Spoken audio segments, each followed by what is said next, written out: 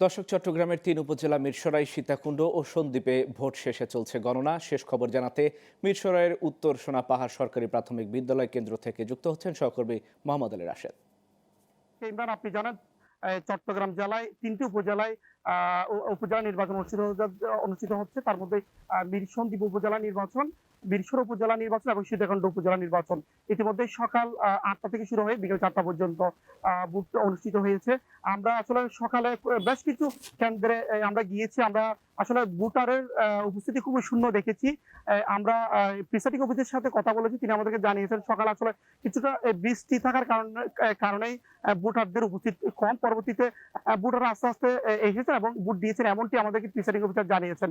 অপরদিকে আসলে ভোটারদের সাথে আমরা কথা বলেছি। ভোটাররা আমাদেরকে জানিয়েছেন তারা একজন যোগ্য এবং দক্ষ প্রতিনিধিকে নির্বাচিত করার জন্য তারা ভোট দিয়েছেন। অপরদিকে আমরা যারা প্রার্থী ছিলেন প্রার্থীদের সাথে আমরা কথা বলেছি।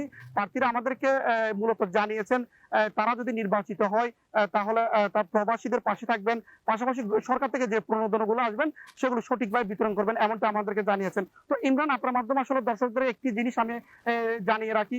চট্টগ্রাম জেলায় ৩টি উপজেলা নির্বাচন অনুষ্ঠিত হতে যাচ্ছে। তার মধ্যে সকাল ৮টা থেকে শুরু হয়ে বিকেল ৪টা পর্যন্ত নির্বাচন অনুষ্ঠিত হওয়াতে এখনো পর্যন্ত কোনো ধরনের অপ্রীতিকর কোনো ঘটনা সংঘটিত হয়নি। আমরা চট্টগ্রাম জেলা পুলিশ সুপারের সাথে কথা বলেছি।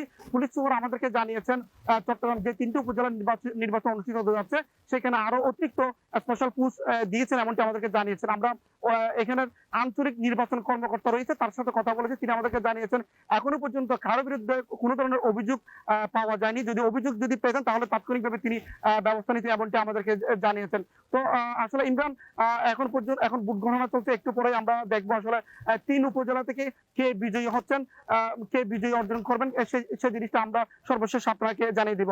তো ইমরান, এই ছিল আমার কাছে চট্টগ্রাম মিরসরাই থেকে সর্বশেষ সংবাদ।